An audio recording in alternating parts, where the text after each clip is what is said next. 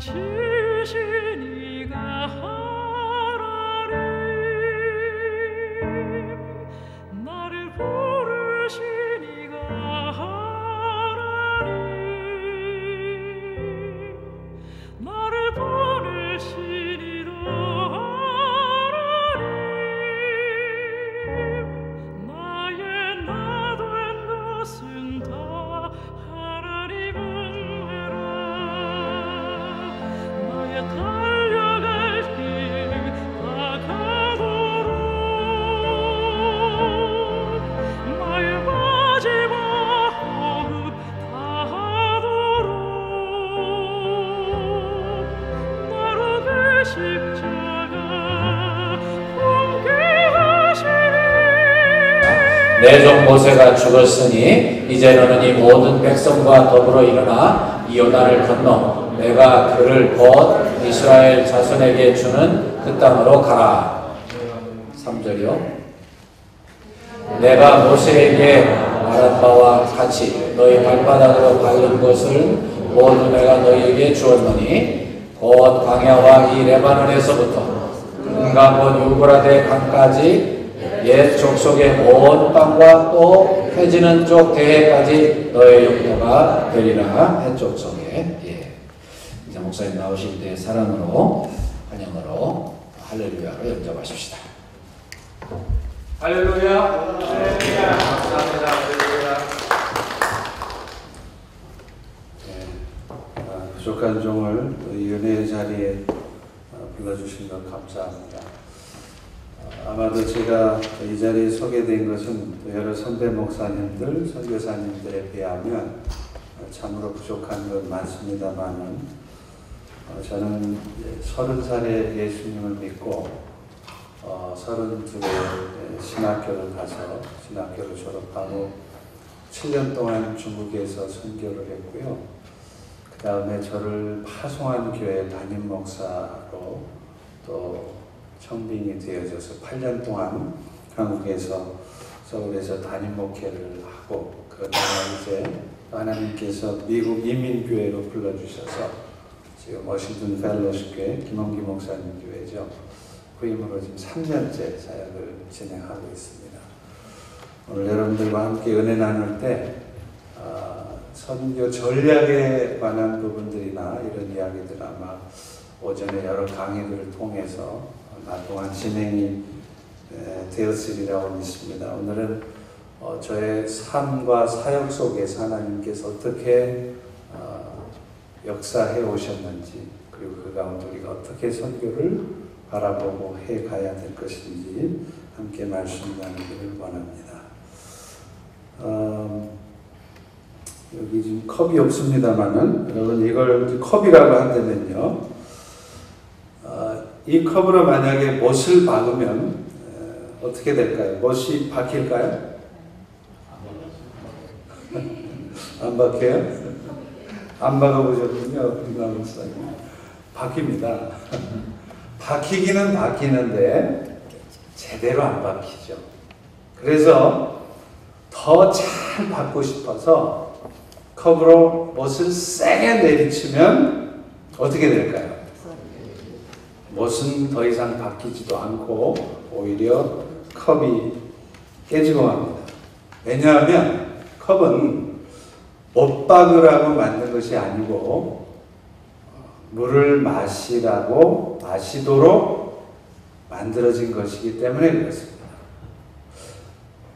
모든 물건은요, 그 만들어진 목적이 있습니다. 그리고 그 목적을 따라 그 물건이 사용되어질 때 그 물건은 비로소 존재 가치가 있을 뿐더러 그 수명도 오래 가는 것입니다. 마찬가지로 하나님께서 우리들을 부르실 때는 그 부르심에 목적이 있습니다. 그런데 하나님이 부르신 목적을 따라 살아가지 않으면 우리의 삶은 존재 의미가 없고 그 인생길도 잘 열려지질 않습니다. 인생이 꼬이게 되어 있는 것이죠. 내가 지금 있어야 할 곳에 있지 않으면 내가 가야 할 곳에 가고 있지 않으면, 하나님의 나를 부르실 때는 나를 통해서 하고 싶은 일이 있으셨는데 내가 해야 될 일을 하고 있지 않으면 그 인생은 꼬이게 돼 있습니다. 언젠가 한국의 어느 통신사에서 자기 통신사를 잘 이용하면 집에서도 모든 것을 할 수 있다, 그런 의미로 이런 광고 카피라이트를 쓴 적이 있어요. 집 떠나면 개고생. 혹시 기억나십니까? 근데 사실은요, 집 떠나면 개고생이 아니라 우리 다 같이 한번 따라서 해보겠습니다. 사명 떠나면, 비전 놓치면 개고생.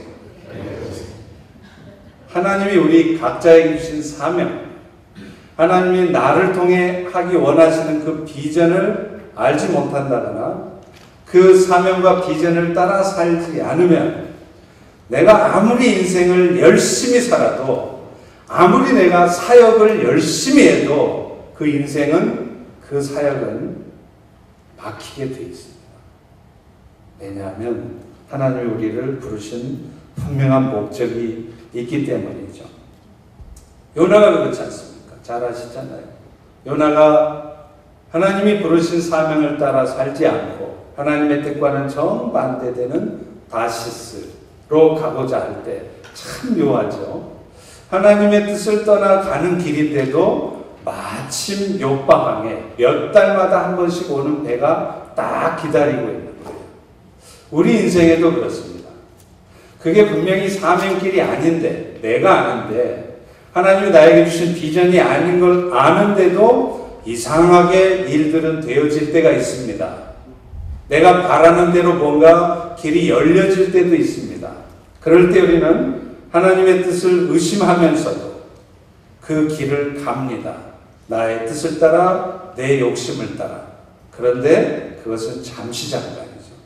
뭔가 일이 되는 듯 하는데, 뭔가 이루어지는 것 같은데 요나가 풍랑을 만나는 것처럼 그 일들은 결국에는 무너지게 되어 있습니다.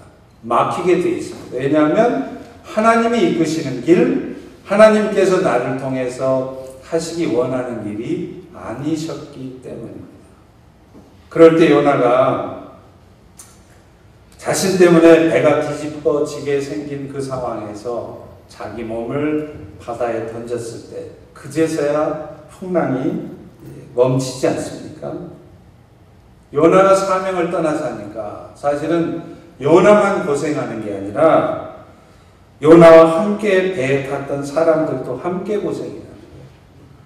주님의 부르심을 받은 우리 사역자들이 하나님의 뜻을 따라, 하나님의 비전을 따라 살지 않고 사역을 하지 않으면 나만 고생하는 게 아니라 나와 함께한 가족, 나의 아내, 나의 자녀가 함께 고생입니다.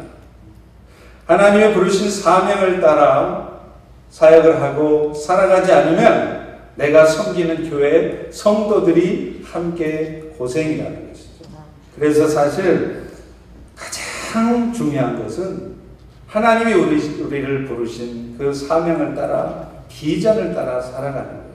물론 우리 인생길이 안 풀리는 이유가 모두가 다 사명, 비전을 따라 살지 않기 때문만은 아닙니다.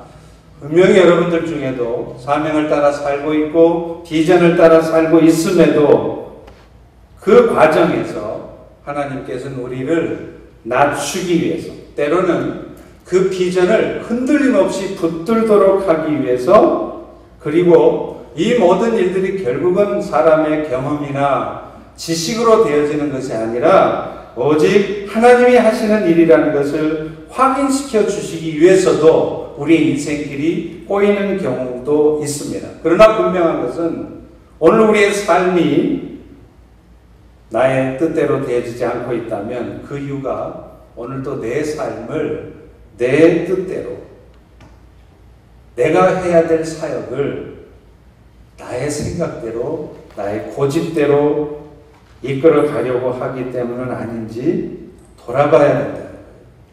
성공하는 인생은요, 열심히 세상 사는 준비하는 인생이 아니라 하나님이 나를 부르신 목적, 그 비전을 따라서 살아가는 인생이 가장 성공하는 인생이라고 저는 믿습니다.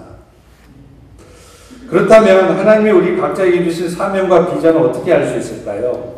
사실 하나님이 우리 각자에게 주신 비전과 사명은 다 있습니다. 근데요, 그 비전이라고 하는 것은 하나님이 보여주는 것이지 내가 정하는 것이 아니라는 거예요. 여러분, 비전이라는 그 단어의 어원을 보면 visual, 본다는 뜻입니다. 그러니까 하나님 우리 각자에게 주신 비전은 나는 이런 사역을 하고 살아가면 좋겠다. 나한테는 이 사역이 맞는 것 같다. 지금 나의 이 상황에서는 이런 일이 내가 해야 될 일이다 라고 생각하고 내가 정하는 것이 아니라 하나님의 때에 하나님이 보여주시는 것입니다. 그런데요, 하나님은 어떤 사람들에게 비전을 보여주시느냐 하면요, 내 인생을 완전히 하나님께 드린 사람들에게 보여주세요. 아직도 하나님을 위해 산다고는 하지만 우리의 마음속에 내 생각이 가득 차 있고 내 마음을 따라서 내 방식대로 내 생각대로 인생을 사역을 감당해 가려고 하는 분들에게는 하나님의 비전을 안 보여주십니다. 그리고 그 비전을 보여주셔도 그 비전이 보이지 않습니다. 그런데 오늘 본문의 여호수아처럼 하나님께 인생을 드린 사람들에게는 하나님은 그 비전을 하나님의 때에 보여주세요. 오늘 본문 2절에 보시면 내 종 모세가 죽었으니 이제 너는 이 백성과 더불어 일어나서 이 요단을 건너 내가 그들 곧 이스라엘 자손에게 주는 그 땅으로 가라. 강하고 담대하라. 너는 내가 그들의 조상에게 맹세해서 그들에게 주리라 한 땅을 이 백성에게 차지하게 할 것이다. 지금 하나님은 모세가 죽은 다음에 여호수아에게 비전을 줍니다. 내용이 뭐냐면 이스라엘 백성들을 이끌고 약속의 땅 가나안으로 가라는 것이죠. 그 땅을 차지하게 하라는 것이죠. 여호수아가 이 비전을 받게 된 이유는요, 여호수아가 똑똑해서가 아닙니다. 사역의 경험이 많아서도 아닙니다. 그는 철저히 하나님 앞에 자기의 인생을 드렸습니다. 그리고 하나님은 그것을 위해서 이미 여호수아를 오래전부터 훈련을 하고 계셨습니다. 출애굽기 17장 9절에 보면 이스라엘이 애굽에서 나오는 출애굽할 때 최초로 아말렉 전쟁을 할 때 그때부터 이미 여호수아는 이스라엘 백성을 위해서 싸우던 사람이었고 그때부터 이미 여호수아는 하나님 앞에 훈련을 받는 과정 속에서 자신의 삶을 하나님 앞에 드릴 수 있었습니다. 그리고 그렇게 하나님 앞에 자신의 비전을 드릴 때 하나님은 비로소 여호수아에게 비전을 주신 것이죠. 그렇기 때문에 하나님께서는요, 누군가를 통해서 당신의 비전을 이루시고자 할 때는요, 항상 그 먼저 그 인생을 하나님 앞에 맡기게 하는 훈련을 하게 하세요. 제가 예수를 믿고 사역을 하면서 제 눈에 보여진 수많은 목사님들, 수많은 선교사님들이 있었지만 그분들 중에 정말로 저의 마음을 감동시키고 저분은 정말 하나님 앞에 귀한 분이구나. 사람의 평가나 세상의 인정이 아니라 오직 하나님의 영광을 위해서 하나님이 기뻐하시는 일을 하시는 정말 귀한 분이시구나 라는 생각이 드시는 분들은요, 항상 그 사역의 자리에 가기까지 하나님의 훈련의 시간들이 있더라고요. 그런데 하나님이 훈련하시는 방법은 인생이 자기 뜻대로 안 되게 하는 거죠.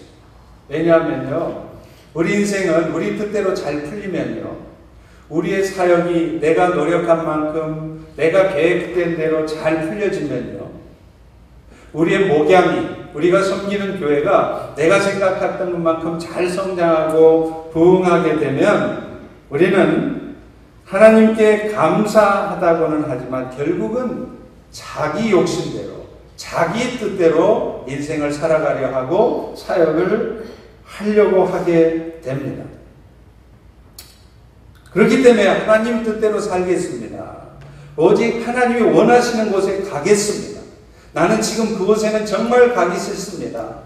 나는 지금 그곳에 갈 상황이 아니고 그것을 할 형편이 아닙니다. 그렇지만 하나님이 원하시면 가겠습니다. 하나님이 나를 통해 하기 원하신다면 하겠습니다라는 고백이 나오려면 인생을 좀 하나님이 만지셔야 돼요. 세상 말로 하면 그 인생을 좀 조져놔야 돼요. 인생을 조져놓으면 그제서야 자기 생각을 내려놓습니다. 그제서야 놓치지 않으려고 하는 그 욕심, 이것만큼은 포기하고 싶지 않아요. 하나님 내 다 가져가셔도 이것만큼은 내가 내려놓지 않고 싶습니다라고 하는 그것마저 내려놓게 되는 거죠. 여러분, 우리는 그 예를 모세를 통해서 잘 확인할 수 있어요. 아시다시피 모세는 애굽의 왕인 바로의 딸 하셋슈트라고 하는 공주의 양아들이 되었잖아요. 그의 나이 40이 되었을 때 세상적으로 보면 뭔가 할 만한 나이잖아요. 더더군다나 애굽의 모든 학문을 섭렵한 사람입니다. 그러니 자기 생각에도 하나님이 나에게 주신 비전, 이스라엘 백성들을 출애굽시켜서 약속의 땅 가나안에 가게 하는 그 일을 나는 할 수 있겠다라는 생각을 한 거죠. 그런데 여러분 아시다시피 그가 그런 마음을 가지고 고센 땅 람셋으로 갔을 때 어떤 일이 벌어집니까? 애굽의 감독관 하나가 자기 동족 히브리 사람을 괴롭히는 일을 목격하게 돼요. 참 묘하죠? 그럴 때 이 모세는 그것을 참지 못합니다. 그래서 원투 한 방에 끝나잖아요. 그래서 애굽의 감독관이 죽게 됩니다. 근데 놀라운 것은 그 일 때문에 모세는 미디안 땅으로 쫓겨가게 되었다는 것이죠. 여러분 생각해 보세요. 모세의 양어머니가 되는 하셉슈트는요, 세계 역사에 하셉슈트라는 이름이 나옵니다. 이 하셉슈트는 누구냐면 고대 애굽 왕국은요, 아들이 없으면 무남 동료 외딸이라도 대권을 이어받게 돼 있어요. 근데 이 하셉슈트는 무남 종료 외딸이었습니다. 그렇기 때문에 이 하셉슈트는 애굽의 왕 바로의 그냥 딸 중에 하나, 공주가 아니라 어쩌면 차기 대권주자, 애굽의 왕이 될 수도 있는 여자였습니다. 그러니 얼마나 권세가 많겠어요? 그런데 그 권세 있는 하셉슈트의 양아들이 애굽의 감독관 하나 죽인 것이 뭐가 문제입니까? 뭐가 대수겠습니까? 그런데 그 일이 이상하게 꼬여요. 그래서 모세는 미디안 광야로 쫓겨가서 40년 동안을 허송세월을 해야 했습니다. 여러분 이게 우연이 아닙니다. 하나님의 고도의 작전이었습니다. 일이 일부러 얽혀들게 아니에요. 오늘 여러분 인생에도 사역 속에서도 뭔가 뜻하지 않게 왜 이렇게 내 인생이 꼬이지? 왜 이런 일이 벌어졌지? 누군가의 실수 아니면 여러분의 실수인 것으로만 생각하지 마십시오. 그것은 고도의 하나님의 작전일 수 있어요. 그래서 모세는 결국 그 일 때문에 40년 동안 광야에서 무슨 짓을 합니까? 눈만 뜨면 양을 끌고 나가서 풀 먹이고 돌아오고. 언제까지요? 나이 80이 될 때까지. 그때 모세 가슴이 얼마나 답답했겠습니까? 내가 지금 이 상황에서 이러고 있을 때가 아닌데, 하나님 주신 그 비전을 이루려면 내가 지금 이러고 있을 때가 아닌데 왜 하나님은 나에게 이런 시간을 주지? 왜 이렇게 쓸데없는 일을 하게 하시지? 라고 생각했을지 모르겠어요. 그런데 모세는 그 40년의 훈련을 통해서 마침내 이런 고백을 합니다. 하나님, 내가 할 수 있는 것은 아무것도 없습니다. 오직 하나님만이 하십니다. 하나님은 40년의 훈련을 통해서 이 고백이 모세에게 나오기를 기다리셨던 거죠. 그리고 나서야 비로소 하나님은 세상적으로 보면 아무것도 할 수 없는 나이 80이 돼서야 이스라엘 민족을 구원하라는 사명을 구체적으로 주십니다. 저도 사실 이런 비슷한 경험을 겪은 사람입니다. 저는 원래 정치학을 전공했습니다. 그래서 대학원에서 정치학을 하고 그래서 제 삶의 무대가 사실은 저기 유엔본부 있죠. 만기문 총장님 같은 그런 삶을 살려 했던 사람이에요. 그런데 하나님은 제 인생을 꺾으셨어요. 4, 5일 동안 사경을 헤매게 하셨습니다. 의사들도 이유를 몰라요. 그제서야 제가 제 인생을 접었습니다. 세상 좀 멋지게 살아보려고 했던 마음을 꺾으셨어요. 하나님이 살아계시고 하나님이 세상의 주인이시고 이 세상이 전부가 아니고 우리에게는 영원한 하나님의 나라가 있다는 사실을 죽음 앞에 가서야 저는 분명히 깨달았습니다. 그래서 30살의 나이에 예수를 믿었고 그리고 신앙생활한 2년 만에 신학교를 갔어요. 그런데요, 제가 세상 좀 멋지게 살려고 하는 그런 멋있는 삶을 쳤고 신학교를 가는 것도 조금은 억울했는데 제가 신학교 갈 때 하나님 앞에 기도했어요. 하나님, 제가 이왕 하나님의 종이 되려거든 2가지 들어주십시오. 하나는 말씀에 능력이 있는 종이 되게 해주시고 또 하나는 전 세계를 다니면서 사역을 할 테니까 담대함을 주시옵소서. 그렇게 기도하고 갔어요. 그러고 나서 신학교 가서 전도사 신학교 1학년 때 신대원 시절에 제가 섬기던 교회에 수요 예배, 어른 예배에 처음 설교하는 기회가 됐습니다. 그 전날부터 얼마나 설교 원고를 다시 보고 준비를 했나 몰라요. 그래서 원고 분량을 딱 30분. 여러분 아시다시피 부교육자들은 설교 오래 하면 쫓겨나잖아요. 그러니까 30분 리허설 다 해가지고요. 딱 맞춰가지고 원고를 들고 올라갔습니다. 그런데 올라가자마자부터 얼마나 떨리든지 사지가 돌돌돌돌 떨려요. 그리고 여러분 사람이 긴장하면요 말이 빨라집니다. 그래서 30분 원고 분량을 설교 끝나고 내려오니까 15분에 다 끝냈다. 얼마나 긴장해서 막 달달달달 했겠어요. 그러니 그 설교가 은혜가 됐겠습니까? 이건 은혜의 바다가 아니라 겨울 바다. 그날 제가 얼마나 초라하던지 하나님께 원망을 해서 하나님, 내가 빛나는 인생 접고 하나님을 위해 살면 그리고 내가 기도 제목 아닌 게 뭐 내가 장관이 돼달라고 했습니까? 무슨 뭐 이건희 회장처럼 부자 되게 해달라고 했습니까? 하나님을 위해서 말씀 잘 전하게 하시고 전 세계를 다니며 복음 전하도록 담대하게 해달랐더니 꼴랑 그 2개 기도 제목도 안 들어줘요. 얼마나 원망스러운지 몰라요. 또 염장 기르는 분들은 성도님들이에요. 또 내려오셔가지고 꼭 확인하고 전도사님 오늘 설교 죽으신 것 같은데요. 그거 누가 모르냐고.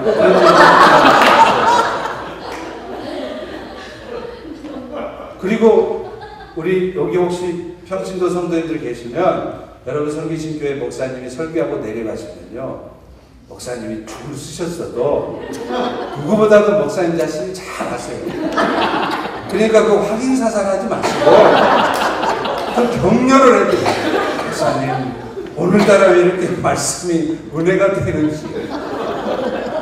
그러면 진짜 목사님들이 진짜 힘을 내서 더 열심히 준비하시고 은혜 말씀 전하고. 근데 꼭 그렇게 안 해요. 그냥 인사하면서 전도사님 수고하셨습니다. 수고한지 몰라요? 좀 은혜 받았다고 했지만 어디 입이 덧나는지 말이죠. 제가 3년 동안 신학교 다니면서 한 번도 오늘은 내가 이런 얘기를 들을 수 있으나 내려가면 꼭 권사님들, 장로님들 하나 할 것 없이 전부 다 수고하셨습니다. 은혜 받았습니다 소리를 하질 않는 거예요. 그 졸업할 무렵에 정말 실망이 됐습니다. 저는요 진짜 목사가 돼도 기가 막힌 목사가 될 줄 알았거든요. 근데 신학교 3년 동안 하나님이 저를 완전히 낮추십니다. 그러다가 신학교를 졸업할 무렵 친구 전도사의 권유로 중국에 한번 갔다가 중국의 조선족 교회에서 설교를 할 기회가 있었습니다. 저는 그냥 중국 교회가 어떤가 하고 90년대 말에 한번 구경해 보려고 갔는데 이 친구가 저보고 설교를 하려고. 이 설교에 트라우마가 있는 사람이 설교 원고도 없고 아무 준비도 없는데 어떤 설교를 해요? 근데 막 하려는 거예요. 그 상황이 그냥 떠밀려서 이렇게 가운데 쪽으로 쭉 밀려서 들어왔어요. 뭐 섰으니 뭐 얘기를 해야 될 거 아니에요. 그래서 그냥 할 수 없이 그냥 하나님께서 부터 시작을 했는데요. 그때부터 원고 하나도 없이 아무 준비가 없었는데 그때부터 2시간 반을 설교를 했어요.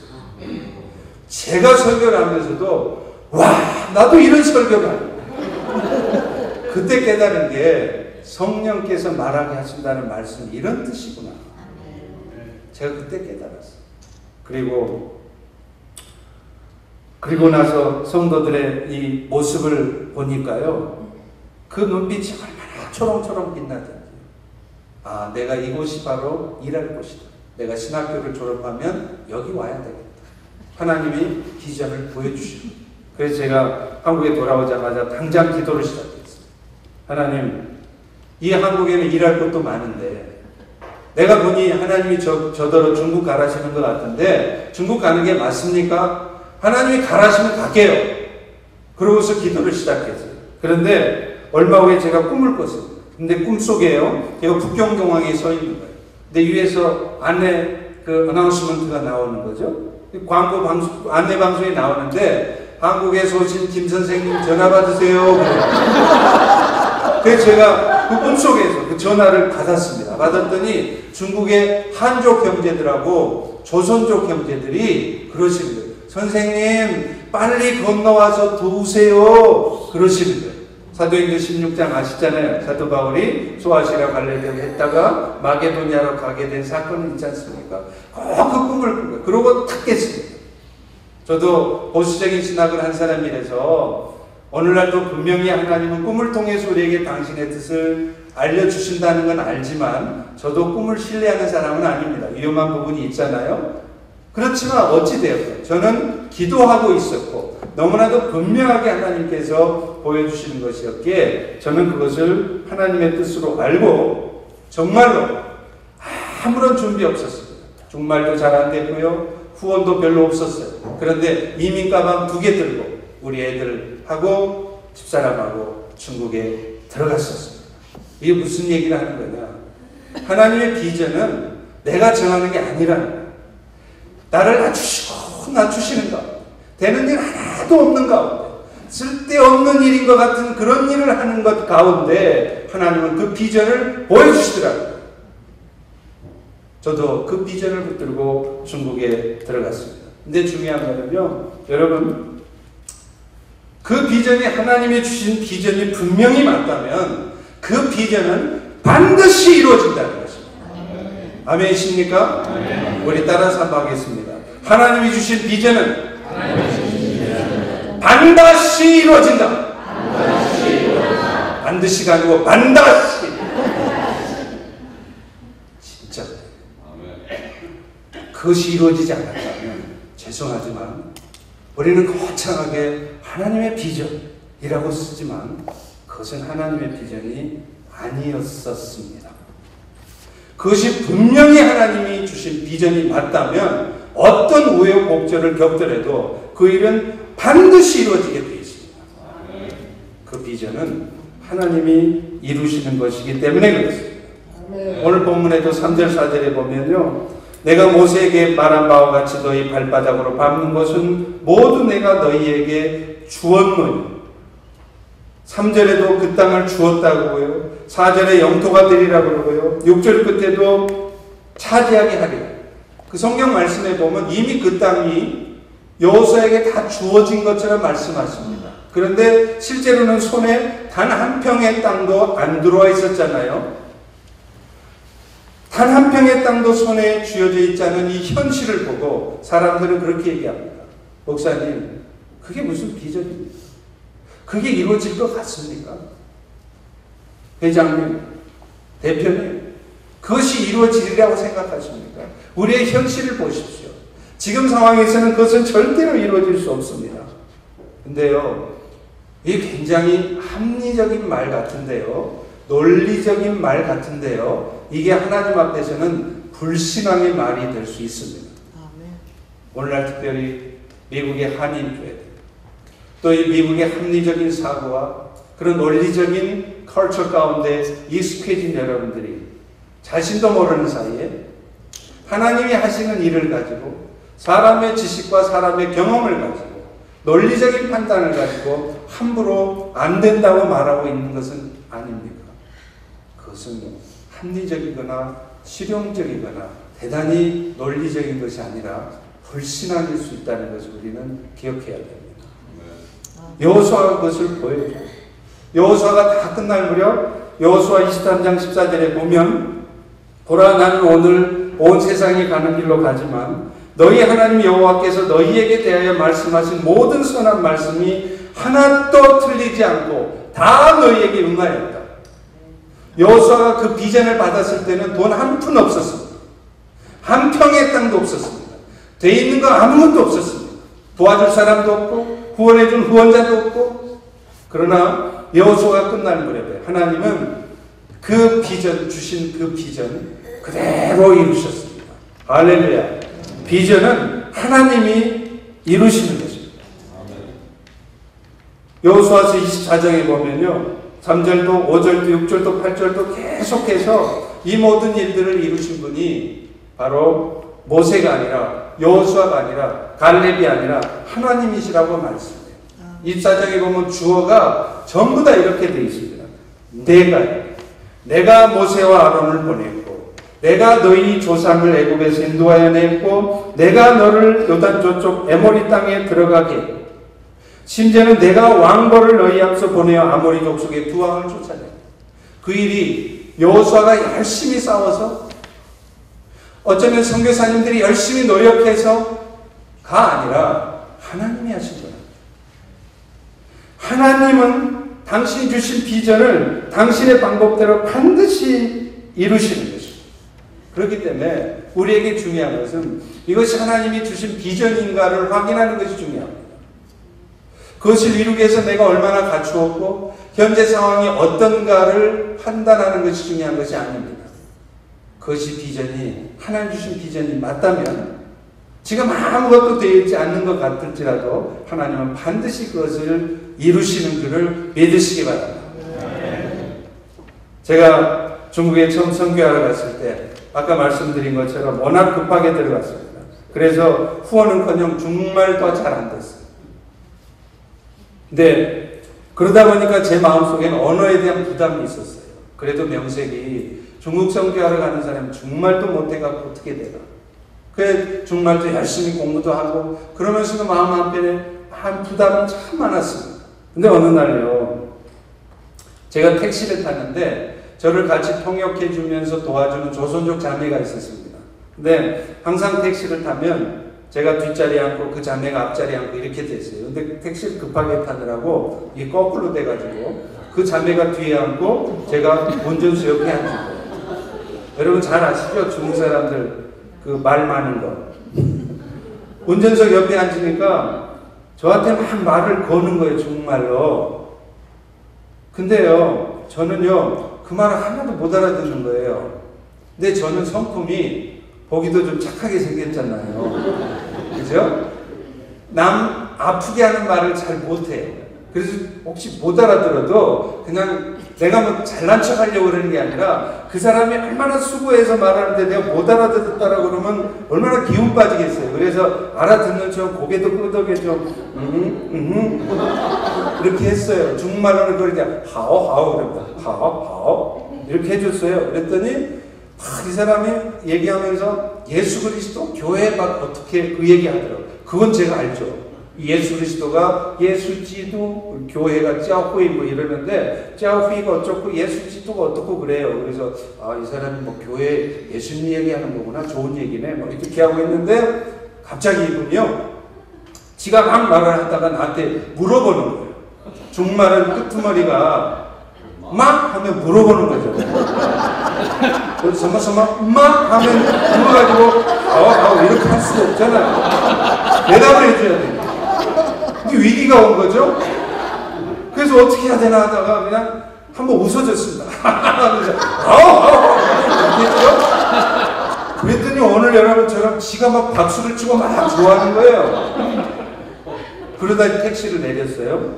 그랬더니 그 총역하던 조선족 자매가 선생님 언제 그렇게 중국말이 늘으셨어요? 그 얘기는 뭘 들어요? 하나도 못 알아듣고.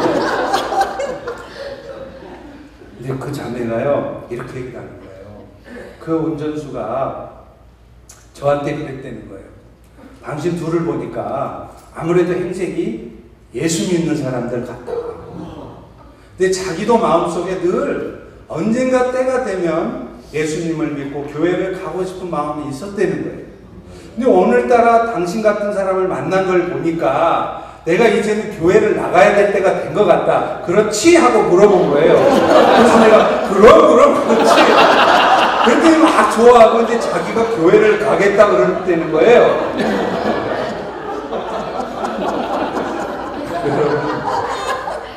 정말 우스운 얘기잖아요. 근데 저에게는 정말 위로가 되었습니다. 제가 중국 선교하러 간다는 사람이 세상에 니하오 이거 발음조차도 안 돼가지고 무슨 선교를 하나. 물론 그 이후에는 저도 이제 열심히 정말 공부해서 잘 하게 되었습니다. 어쨌든 그 과정 속에서 그걸 부담스러워하니까 하나님이 저에게 그런 경험을 하게 하십니다. 여러분 선교요 언어 잘해야 됩니다. 맞습니다. 선교요 전략이요 있어야 됩니다. 맞습니다. 선교하려면 후원도 잘 갖춰줘야 됩니다. 맞습니다. 그런데 여러분이 그것보다 더 중요한 거 있다는 걸 기억하십시오. 아멘. 선교는 하나님이 하십니다. 아멘. 하나님이 하시면요. 아멘. 저처럼 니하오 이거 하나 못해도 하나님이 저보다 훨씬 더 중국말을 잘하는 중국 사람들을 붙여주시고 아멘. 그 사람들을 통해서 일을 더 잘하십니다. 아멘. 돈 하나도 없어요. 그래도요 때가 되면 하나님이 다 붙여주세요. 돈도 정말 마찬가지예요. 돈 없어서 선교 못한다는데 선교에 3대 거짓말이 있습니다. 돈 없어서 선교 못한다는 말 거짓말이에요. 저는요 제 사역 속에서 그것을 분명히 경험했어요.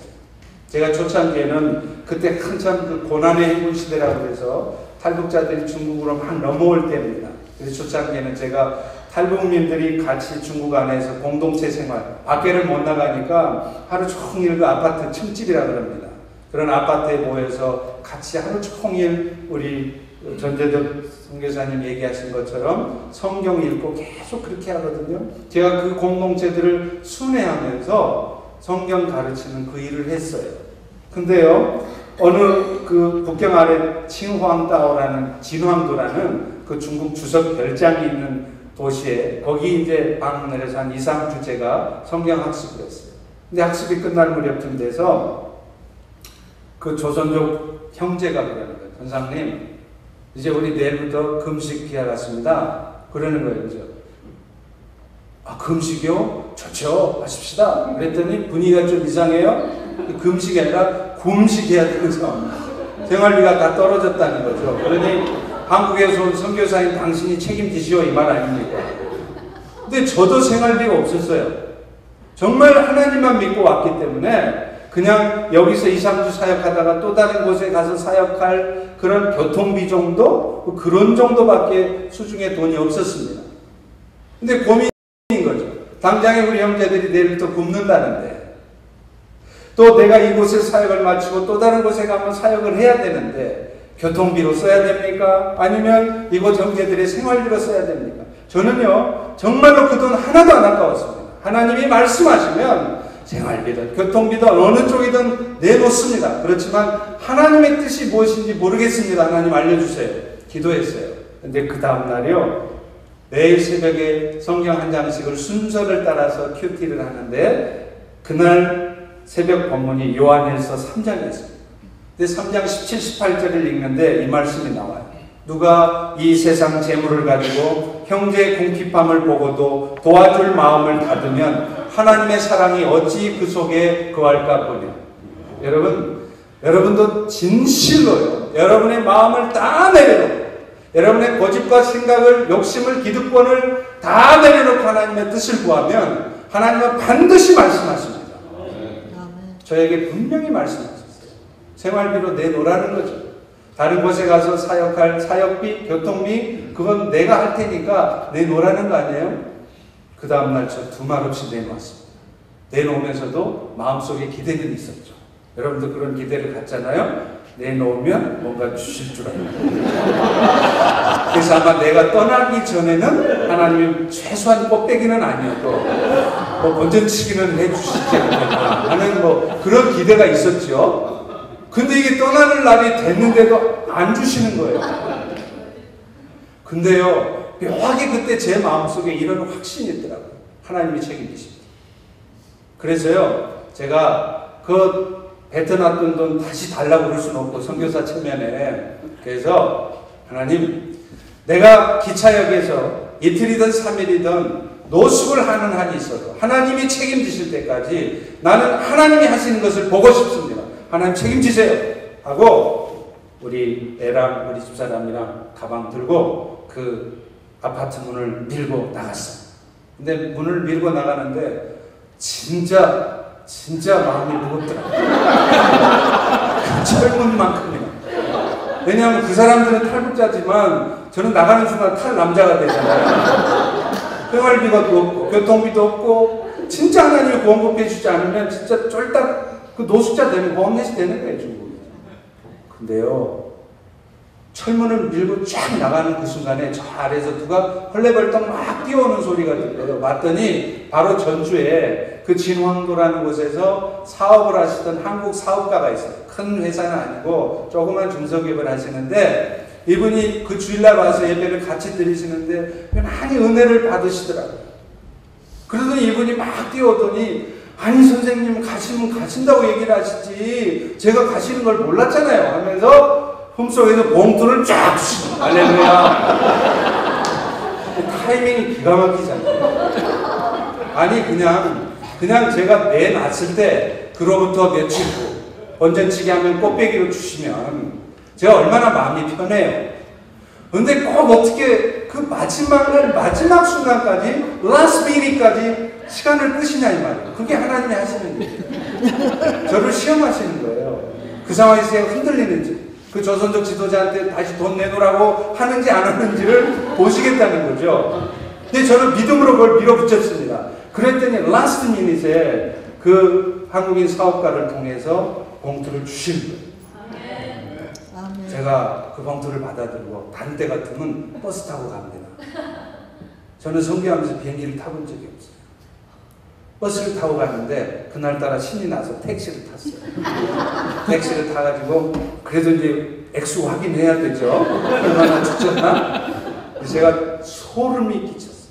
왜냐하면 저는 우리가 무슨 후원을 한다 그러면 중국 돈 1,000원, 2,000원 뭐 이렇게 주잖아요. 누가 뭐 1,658원 뭐 이런 식으로 안 주잖아요. 근데 저는 제가 가지고 있던 걸 털었기 때문에 그 액수가 끝마무리가 안 맞아요. 정확히 지금 기억은 안 납니다만은 예를 들면 뭐 1,650원이랄지 그렇게 액수가 안 맞는데 그 한국인 사업가는 제가 그 공동체 돈을 내놓았다는 것도 모르고 얼마를 내놓았는지는 더더욱 모릅니다. 그런데 그 봉투 안에 제가 내어놨던 액수와 똑같은 액수가 들어있는 거예요. 할렐루야. 제가 그걸 보면서 소름이 돋았습니다. 왜 하나님이 그렇게 하셨을까?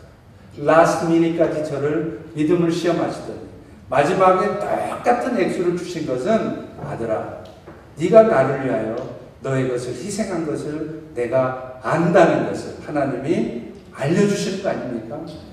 네가 어떤 사역, 어떤 상황 속에 있을지라도 네 사역은 책임지고 내가 너를 책임질 테니까 너는 나만 보고 따라오라고 하나님이 말씀하시는 거 아닙니까? 저는 그때 확신했습니다. 선교 돈 없어서 못한다는 말은 거짓말이다.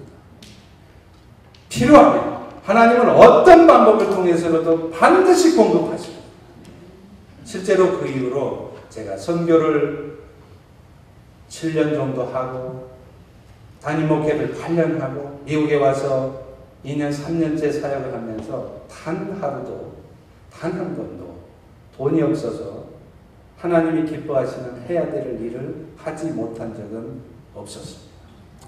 하나님은 정확하게 공급하셨습니다. 희한한 방법으로 전혀 생각지 못한 사람 전혀 영뚱한 방법으로 공급하셨습니다.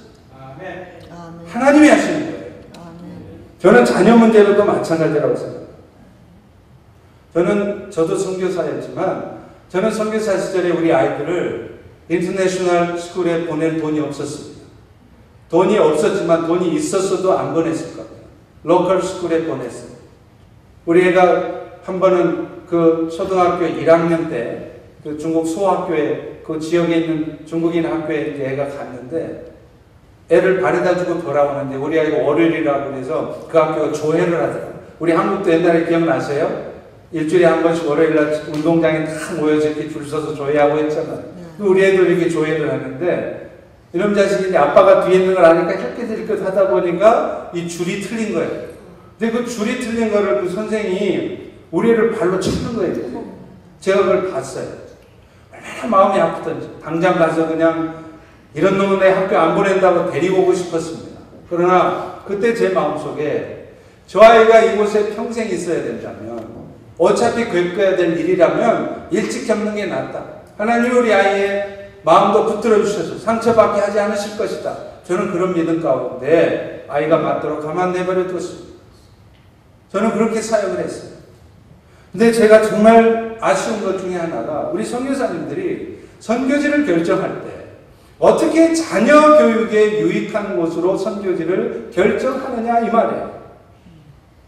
선교지 결정은 하나님이 보내시는 곳으로 가야 되는 것입니다. 선교사가 필요한 곳이 선교사가 가야 될 선교지이지 우리 아이들을 교육하기 좋은가 의료시설은 잘 돼 있는가 그게 어떻게 선교사의 선교사역지의 결정 기준이 될 수 있는가 하는 것입니다. 물론 상황에 따라 다를 수 있겠죠. 여러분 사람의 생명도요 하나님께 달려 있습니다. 제가 아는 한은 그렇습니다. 선교사님들 중에 교통사고가 나서 선교지에서 돌아가시는 분이 있어요. 안타깝잖아요? 안타까울 거 없습니다. 사명 끝나서 가시는 거예요. 어차피 우리는 다 한 번은 죽는 것이고 죽으면 천국입니다. 언제고 가야 됩니다. 그런데 교통사고 나서 죽으면 어떻고 암에 걸려 죽으면 어떻고 늙어 죽으면 어떻습니까? 하나님 때에서 가는 겁니다. 이 땅에 남아 해야 될 사명이 있으면 말기암에 걸렸다가도 다시 회생시키세요. 살아야 될 사람들 살려요. 아파트 12층에서 세상 살기 싫다고 자살한다고 떨어져도요 살아야 될 놈이면 11층에 빨랫줄에 걸려서 살아요. 진짜 그렇습니다. 사명 끝나서 죽어야 될 놈이면 집에 들어가다가도 위에서 자살하려고 떨어지는 사람하고 부딪혀서 죽어요. 얼마 전에 한국에 기사 났잖아요. 곡성군인가 그 공무원 한 분이 퇴근하고 일 끝나서 집에 들어가다 아파트 입구에서 들어가다가 돌아가셨어요. 왜요? 위에서 때마침 자살하려고 떨어지는 사람하고 부딪혀서. 죽으려면 혼자 죽지. 왜 같이 죽냐니까. 사명 끝나면 그런 거예요. 우리 선교사들이 어떻게 그렇게 생명을 하나님 앞에 드리지 않고서 아이시스를 어떻게 대적합니까? 아이시스는 수천 명이 폭탄 짊어지고 순교한다고 그렇게 달려드는데 그 이슬람의 선교사들을 우리 개신교 선교사들이 위험지역에는 안 가려고 그러고 evacuation plan? No. 선교사들이 evacuation plan이 그게 무슨 의미가 있어요? 정말 대단히 죄송하지만요. 선교사는 죽어야 될 상황이 되면 죽어야 되는 것입니다. 저는 늘 각오하고 살아요. 지금은 비록 미국에 목회해 왔지만 제가 미국에 살기 좋아서 애들 가르치기 좋아서 아닙니다. 하나님께 몇 번이고 물었습니다. 하나님, 저는 미국이든 아프리카든 하나님이 가라하시는 곳에 갑니다. 그런데 제가 왜 지금 이 시점에 미국에 와야 합니까? 하나님 분명히 말씀하신 바가 있어서 온 것입니다. 큰 교회 목회하고 자녀 교육이 좋고 미국에 살기 좋아서 아닙니다. 저는 항상 각오하고 있어요. 제가 동성애 그런 문제 때문에 강단에서 그런 말씀을 전한다. 누군가가 총을 쏜다고 달려든다면 나는 어떻게 할 것인가? 기꺼이 맞아야죠. 하나님의 때가 돼서 나의 죽음을 통해서 이 땅에 다시 한번 동성애에 대한 부분들이 다시 한번 새롭게 미국 사람들에게 각인될 수 있는 거라면, 그것을 위해서 내 피가, 저의 목숨이 필요하다면 제 한 목숨 기꺼이 하나님 앞에 드릴 수 있습니다. 우리는 그런 각오로 살아야 돼요. 우리 선교사들이 그런 각오로 선교를 해야 돼요.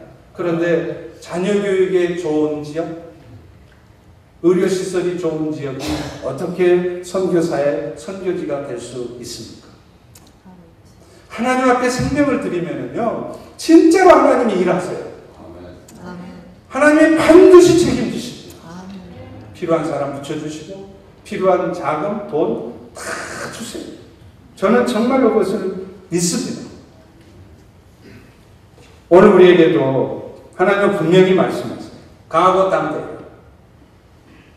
강하고 담대하라. 너는 내가 그들 조상에게 맹세하여 그들에게 주리라 한 땅을 이 백성에게 차지하게 하리라. 하나님이 다 하실 것이니까 너는 담대하게 마음 먹고, 그것이 하나님의 비전인지, 하나님이 원하시고 기뻐하시는 일인지 그것만 확인하고 오늘 또 네가 가야 될 길을 가라는 거예요. 다니엘의 세 친구가 불못불에 던져질 위기에 처했을 때 느부갓네살 왕이 꼬십니다. 너 지금이라도 마음 돌이키면 살려줄게. 그러니까 그 다니엘의 세 친구가 뭐라고 대답합니까? 우리 따라서 한번 보겠습니다. 왕이시여, 대답할 필요가 없나이다. 그건 기도해보고 자시고 할 게 없다는 거예요. 목사님들이, 집사님 이거 좀 해주시죠. 그럼 우리 성도님들이 제일 많이 하는 말이 뭐죠? 기도해볼게요. 그 말은 뭐 무슨 말이죠? 안 하시겠다는 얘기입니다. 변명을 찾겠다는 거죠. 그 시간 동안. 그런데 다니엘의 세 친구는 왕이시여, 대답할 필요가 없나요? 왕께서 그리하신다 할지라도 나의 여호와 하나님께서 나를 건지실 것을, 왕의 손에서 건지실 것을 믿습니다. 그리고 그리 아니하실지라도. 오늘 우리에게 이런 신앙이 필요하지 않을까요?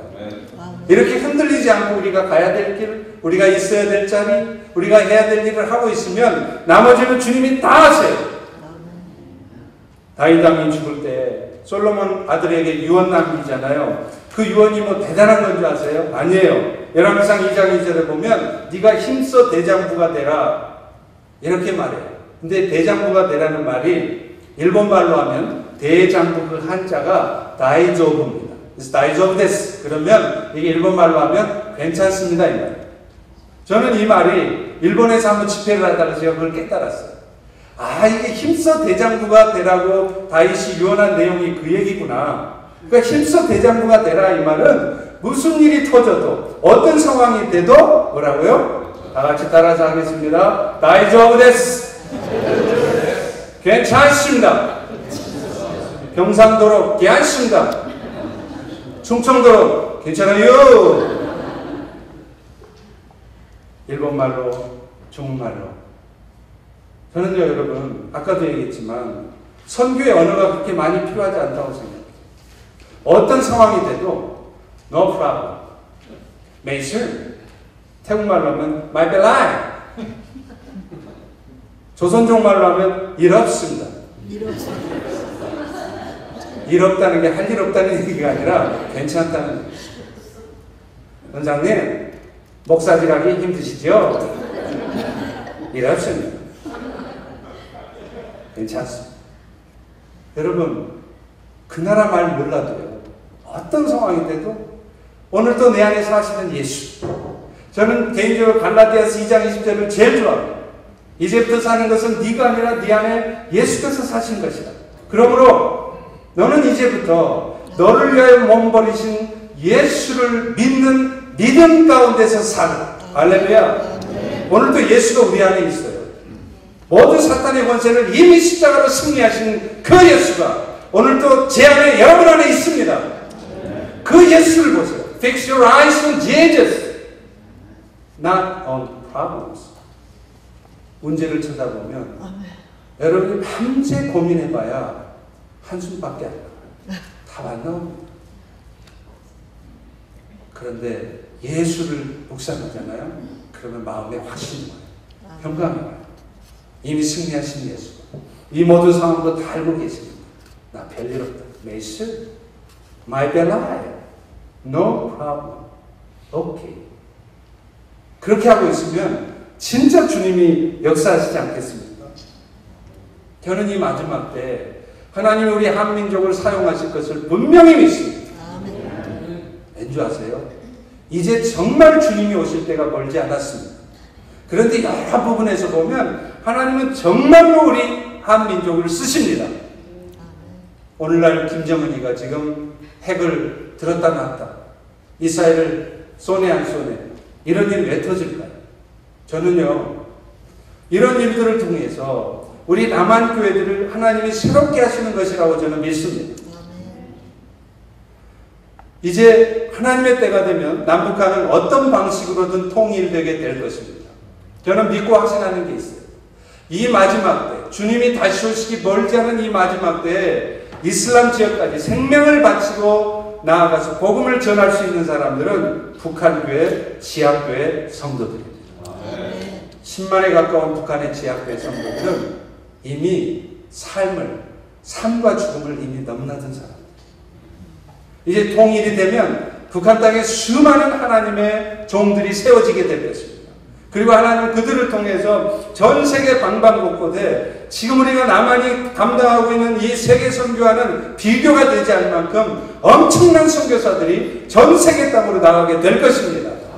그 선교 자원이 지금 어디 있느냐면 북한 땅에 있습니다. 북한 교회는 불쌍한 교회가 아닙니다. 우리 주님이 지금 친히 목회하시는 교회예요. 가장 건강한 교회이고 가장 강력한 교회이고 가장 많은 선교 자원을 갖고 있는 교회가 북한 교회입니다. 그 북한 교회를 세우는데 하나님은 우리 남한 교회를 사용하실 것이고 이 미주 한인 교회를 사용하실 것입니다. 이제 우리 한인 교회들은, 우리 한인 1세대들은 이제 저물어 가는 거예요. 우리는 next generation, 우리 2세들을 키워야 돼요. 우리 한인 1세대들은 영어를 잘 못해요. 그러나 우리 2세들은 영어를 완벽하게 하지 않습니까? 지금은 전 세계 어디를 가도 영어를 잘하면 다 환영해요. 저는 제가 생각할 때는요, 이제 미주 한인교회들은 한어권은 점점 축소되거나 현상 유지하기도 힘들 겁니다. 그러나 이제 넥스트 제너레이션 1.5세 2세들에게 우리의 1세들이 가졌던 영성을 집어넣어줘야 돼요. 우리 선교사님, 쿠바 선교사님 얘기하셨지만 제가 얼마나 마음으로 동의했는지 몰라요. 저도 중국에서 한 게 뭐냐, 3년 동안 공동체 생활을 했습니다. 우리 중국 형제들 하고요. 하루 종일 성경을 읽었습니다. 성경을 많이 읽은 형제들은 200독, 300독을 해요. 저도 그 성경을 수백 독을 했어요. 그 가운데 그 말씀을 통해 하나님 주시는 그 복음의 핵심들이 제 마음속에 들어오니까 눈에 뵈는 경, 죽음이 두렵지 않은 거예요. 그게 말씀의 능력입니다. 이제 우리는 주님이 다 하세요. 아멘입니까? 아멘. 우리는 하나님의 비전을 봐야 됩니다. 아멘. 하나님의 비전을 보는 길은 내 생각을 내려놓는 거예요. 그리고 그 비전을 하나님이 이루실 때까지 흔들림 없이 우리는 그 길을 가야 합니다. 그럴 때 우리의 마음을 붙들어 줄 수 있는 것은 오직 하나님의 말씀밖에 없습니다. 그래서 오늘 여호수아에게도 하나님은 강하고 담대하라고 말씀하시고 강하고 담대할 수 있는 방법으로 이 율법을 주야로 묵상하라. 이 말씀이 네 입에서 떠나지 말게 하라. 그렇게 말씀하시는 것입니다. 사랑하는 우리 동역자 여러분, 이 마지막 때 주님이 다시 오시기를 정말 멀지 않은 때에 우리 모두가 이 세계 선교의 동역자들이 되기를 소망합니다. 하나님의 비전은 반드시 이루어집니다. 좌절하지 마십시오. 실망하지 마십시오. 포기하지 마십시오. 하나님이 이루실 것입니다. 기도하겠습니다. 사랑의 주님, 오늘 부족한 종을 통해서 이 마지막 때 하나님이 이루실 일을 기대하며 우리 모두가 우리의 생각을, 우리의 고집을, 우리의 욕심을 내려놓고 주께서 이루실 것이라는 믿음 가운데 나아갈 수 있도록 우리 마음들을 도전하시니 감사합니다. 오늘도 우리 안에 예수 사시는데 이미 왕이신 예수, 승리하신 예수가 이 모든 상황들을 관리하고 계십니다. 두려워하지 않게 하시고 강하고 담대한 마음으로 나아갈 때 주님의 역사하심을 우리 모두가 보게 하여 주시옵소서. 예수님의 이름으로 기도합니다. 아멘. 아멘.